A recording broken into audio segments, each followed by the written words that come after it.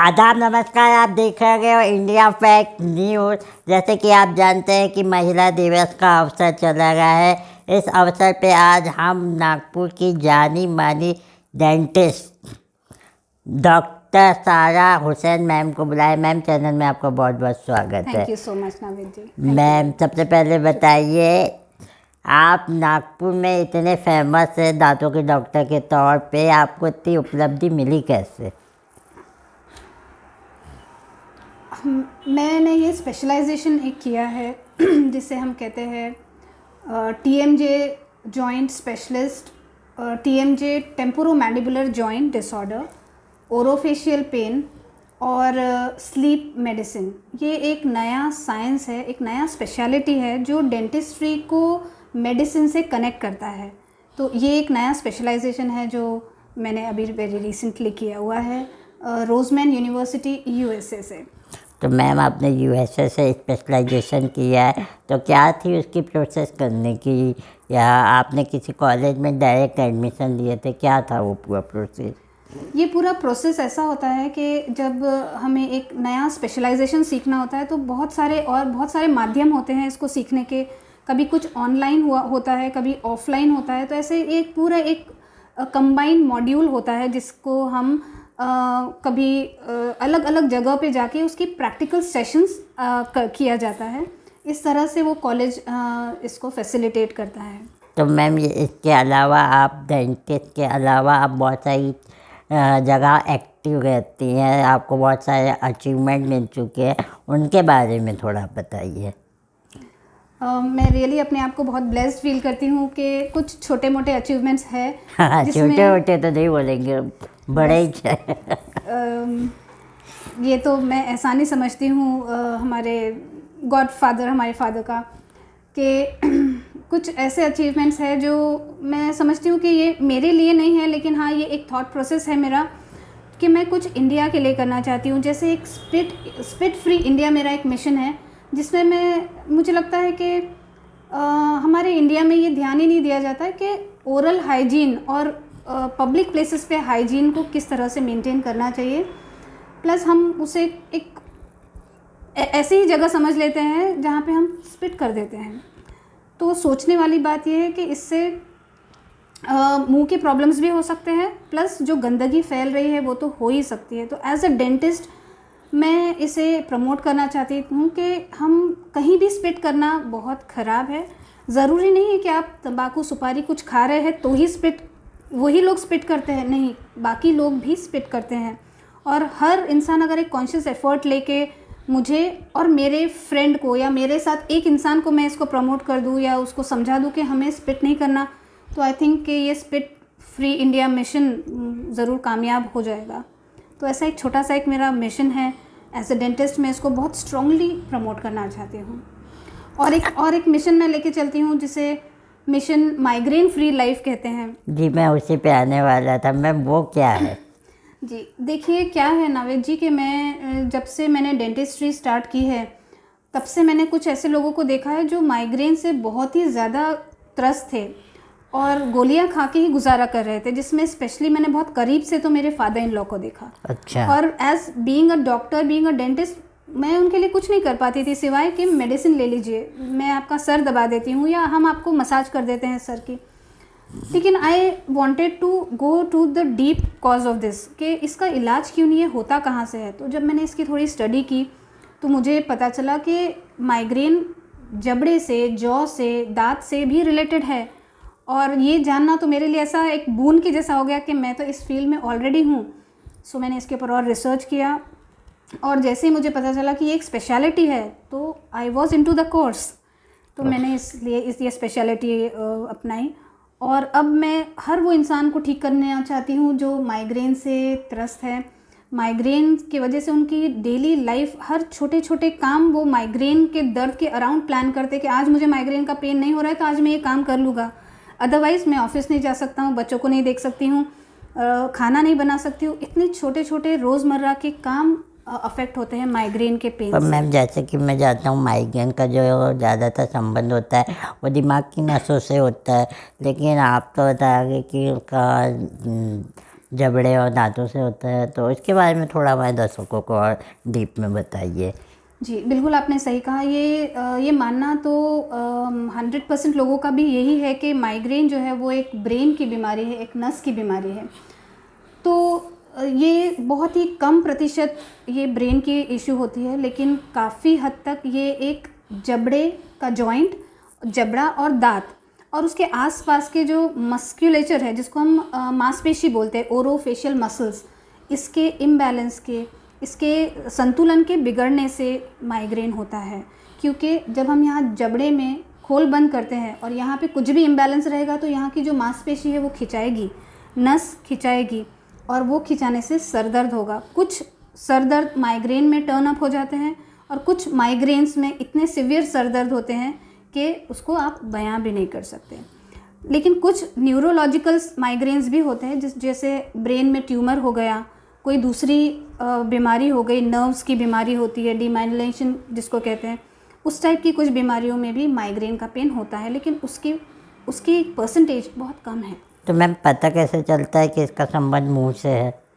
देखिए, इसके लिए तो मैं ये कहूँगी कि सब में पहले इसकी स्क्रीनिंग होती है। इसके बहुत अलग अलग टाइप की मैं स्क्रीनिंग करती हूँ। जॉ के बैलेंस को स्टडी करना होता है, दांतों के बैलेंस को स्टडी करना होता है, कुछ कभी एक्सरे लेने होते हैं, कभी MRI लेने होते हैं, और ये सब चीज़ों से हम इन्वेस्टिगेट करते हैं कि ये प्रॉब्लम कहाँ से आ रही है। स्ट्रेस एक इतना बड़ा फैक्टर हो गया है आजकल हमारी लाइफ में कि स्ट्रेस से हर बीमारी आज की तारीख में जुड़ी हुई है। छोटे बच्चे से लेके बूढ़े इंसान तक के हर किसी को स्ट्रेस है। तो स्ट्रेस तो हर चीज़ का एक इम्पॉर्टेंट फैक्टर बन चुका है। तो हम ये पूरी जब डीप हिस्ट्री लेते हैं तब पता चलता है कि ये माइग्रेन कहाँ से आ रहा है। कई बार बहुत कुछ कम केसेस में होता है, MRI करवा के ये पता चलता है कि न्यूरोलॉजिकल है, तो फिर उसे न्यूरोलॉजिकली ट्रीटमेंट करना पड़ता है। मैक्सिमम केसेस मैंने जितने देखे हैं आज तक के, डेफिनेटली वो जॉ के इम्बैलेंस से और ओरोफेशियल मसल्स, मस्कुलेचर के इम्बैलेंस की वजह से मैंने माइग्रेन ठीक किए हैं आज तक के। तो मैम जैसे कि आप बता रहे आपकी जीवन में 2 लक्ष्य है, तो उन 2 लक्ष्य को पूरा करने के लिए आप क्या किए हो, क्या करने वाले हो? नाविद जी, देखिए, सब में पहले तो मैं स्पिट फ्री इंडिया के बारे में कहूँगी कि मैं बहुत ही दिल से चाहती हूँ कि स्पिट फ्री इंडिया पे बहुत हम जुड़ के काम करें। इस पे मेरे दिमाग में एक क्वेश्चन आया, जो फूक आती है, जो उसकी जो मेन वजह होती क्या है? क्या मुंह की गंदगी रहती है या कुछ और वजह रहती है? जी, जब क्या होता है कि जब किसी ने कुछ खाया है, आप चाहे तंबाकू खा रहे हैं या आप एक पेपरमिंट खा रहे हैं, पूरी बॉडी का मैकेनिज्म है, जैसे ही ज़बान पे कुछ रखा गया, थूक का सिक्रीशन, सलाइवा का सिक्रीशन अपने आप होगा। अब हमें चाहिए कि वो हमारे मुंह का सलाइवा है तो हम उसे गिटक लें। अगर आप पेपरमिंट खा रहे हैं, चॉकलेट खा रहे हैं, तो आप उससे अंदर गिटक लेंगे। पर आप जब टोबैको खा रहे हैं, खर्रा खा रहे हैं, तो आप तो गिटकने के लिए खा ही नहीं रहे, आप एक्चुअली थूकने के लिए खा रहे हैं। तो बॉडी का मैकेनिज्म तो वो सलाइवा बनाएगा ही। अभी ये हम पे डिपेंड करता है, हम उसे अंदर ले रहे हैं या बाहर गंदगी के तौर पे फेंक रहे हैं। तो मैम आप अभी इंडिया फैक्ट न्यूज़ के स्टूडियो में बोल रहे कि आप दांतों की क्लीनिंग फ्री में करेंगे, तो वाकई में क्या फ्री में करेंगे? बिल्कुल मैं फ्री में करूँगी, मैं बिल्कुल फ्री में करूँगी। मैं अपने इंडिया को, दर्शक नागपुर के देखा है, बिल्कुल मैं सिर्फ नागपुर ही नहीं, मैं पूरे महाराष्ट्र, पूरे इंडिया के लोगों को स्पिट फ्री करने के लिए जो मेरा लिए बन पड़ता है वो मेरे फ्री सर्विसेज में ज़रूर देना चाहूँगी।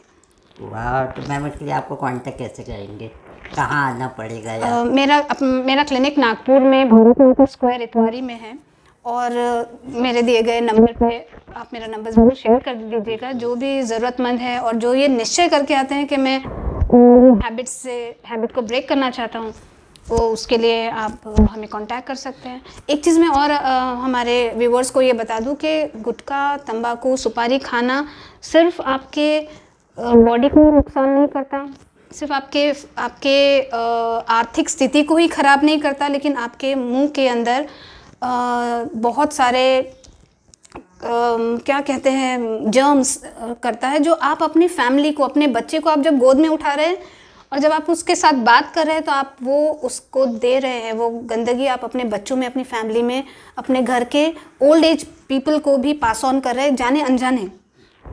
तो मुझे लगता है कि इस पे गौर करने की बहुत ज़रूरत है। मैम, अपने दांतों को हेल्दी रखने के लिए क्या करना चाहिए कि जो घरेलू नुस्खे होते हैं, जो टिप होते हैं, वो हमारे दर्शकों को जरूर बताइए। ज़रूर। सब में पहला तो मैं ये नुस्खा कहूँगी कि आप रात को ब्रश कीजिए।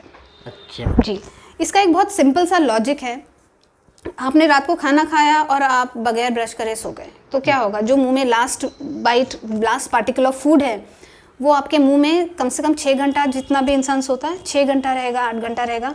और हमारे मुंह में एक healthy flora of bacterias already present होते हैं, जो हेल्दी काम कर रहे हैं। लेकिन उन्हें जैसे ही खाने के लिए कुछ चीज़ मिल जाती है, वो उसको खा के एसिड बनाते हैं, वो उसको खा के डैमेज करते हैं, दांत को भी खा लेते हैं और फूड स्टफ़ को भी खा लेते हैं। और तब से शुरू होती है सड़न, तब से शुरू होती है मसूड़े की बीमारी। और ऐसा हम अगर रोज़ डेली बेसिस पे हम ये कर रहे हैं, तो समझ लीजिए कि हम हमारे मुंह में कितनी गंदगी लेके सो रहे हैं और सुबह गंदगी लेके ही उठ रहे हैं। ऑन द कॉन्ट्ररी, अगर आप रात को ब्रश करते हैं तो आपने ये समझ लीजिए क्लीन मुंह लेके सोए हैं, तो आप क्लीन मुंह लेके उठेंगे। तो सुबह हम सिर्फ फ्रेश होने के लिए ब्रश कीजिए, पर दांतों की सफाई करने के लिए आप रात को ब्रश कीजिए। ये मेरा टॉप टिप होता है मेरे पेशेंट्स के लिए। उसके अलावा घरेलू नुस्खे में मैं ये कहूँगी कि आप कुनकुने पानी में नमक डाल के कुल्ला कीजिए। It is the best antiseptic. Mouth wash की ज़रूरत ही नहीं पड़ेगी कभी, मुंह में से स्मेल ही नहीं आएगी कभी। दूसरा एक चीज़ और है कि पानी खूब पीना है, क्योंकि अगर आपका पेट क्लीन रहेगा, आपका पेट साफ़ रहेगा, तो मुंह में से बास नहीं आएगी। कितना भी क्लीन करने पे अगर पेट साफ़ नहीं है तो मुंह में से बास आनी ही है। तो mouth and stomach are connected very very closely.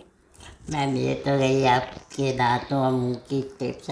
बाकी और आप जाते जाते हमारे दर्शकों को क्या बोलना चाहेंगी, क्या टिप देना चाहेंगी या क्या सलाह देना चाहेंगी आप? जी, मेरे दूसरे जो मिशन है माइग्रेन के लिए, उसके लिए हम ये कर रहे हैं कि हमारे पास आसपास के लोग, आसपास के शहर के, आसपास के गांव के लोग, इंटरनेशनल जगह से भी, फॉरेन कंट्री से भी माइग्रेन ग्रस्त लोग आते हैं। और मुझे बहुत ही खुशी होती है, मुझे लगता है कि हाँ, मैंने कुछ किया है। एक I am giving back to society, कुछ रिटर्निंग बैक टू सोसाइटी। कि वो इतने त्रस्त होते हैं दुबई से, कनाडा से, ऑस्ट्रेलिया से, वहाँ से वो कनेक्ट करते हैं। हम उन्हें यहाँ से, हमारा एक फॉर्मेट होता है, वो भेज के थोड़ा बहुत आइडिया ले लेते हैं कि क्या प्रॉब्लम है। आधा कंसल्टेशन हम ऑनलाइन ही कर देते हैं, ताकि उन्हें एटलीस्ट अपने प्रॉब्लम को मैनेज करने जितना वो सीख जाए। और फिर जब वो यहाँ आ पाते हैं तो हम उनको जितनी बेस्ट पॉसिबल वे में, मैं अपने मिशन के लिए वर्क करना चाहती हूँ कि migraine free, everybody should be migraine free. क्योंकि स्पेशली ये वुमेन को होता है, और अगर घर की औरत माइग्रेन से ग्रस्त है तो पूरा घर उथल पुथल हो जाएगा। आप सहमति करते होंगे इसमें? हमारे सिस्टर इन लॉ को भी यही प्रॉब्लम है, और अक्सर ऐसा होता है जब वो ट्रैवल्स करते हैं तो उनको माइग्रेन का प्रॉब्लम आ जाता है। फिर हम लोग उनका साथ मजाक करते हैं, हाँ ससुराल आते के साथ बिल्कुल बिल्कुल। तो ये प्रॉब्लम तो वाकई में बहुत ज़्यादा बड़ी है, और अगर इससे आपको निजात पाना है तो आप मैम को कांटेक्ट कर सकते हैं। इनका डिटेल में नीचे डिस्प्ले में चला देगा हूँ। फिलहाल उम्मीद करते हैं आज का ये महिला दिवस पर मैम का आपको एपिसोड पसंद आया होगा। तो हमें लाइक सब्सक्राइब करना ना भूलें, और इनके मिशन में इनका साथ देना भी ना भूलें। तो फिलहाल हम दोनों को दीजिए इजाज़त। धन्यवाद। हमारे चैनल को सब्सक्राइब करें और बेल आइकन दबाना ना भूलें।